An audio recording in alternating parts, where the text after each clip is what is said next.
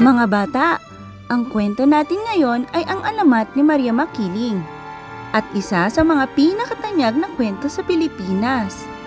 Umpisahan na natin!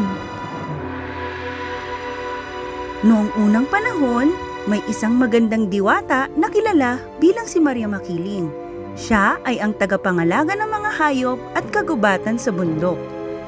Bukod sa kanyang angking ganda, busilak din ang kanyang puso. Mabait siya sa mga taong bayan at binibigyan niya sila ng mga ginto. Subalit dahil sa mga tulong na kanyang binibigay, naging tamad o batugan ng mga tao. Hindi na sila nagtrabaho. May ilan na nangangaso at pinapatay ang ilang alagang hayop ni Maria Makiling. Ang mapunong bundok, napuno ng basura at nakalbo.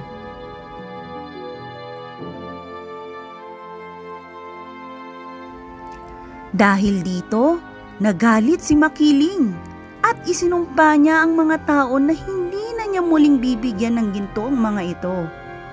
Tuluyang naglaho si Makiling. Kahit ilang beses na nagmakaawa ang mga tao, hindi na nila nakita ang magandang diwata. Laking pagsisisi ng mga nakatira sa paligid ng bundok. Natuto ang mga tao na magtrabaho ulit para umasenso. Bumalik man ang kagubatan, pero hindi na ulit nasulyapan ang anino ni Maria Makiling.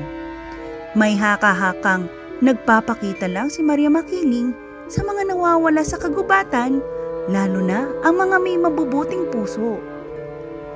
O mga bata, anong natutunan niyo sa ating kwento?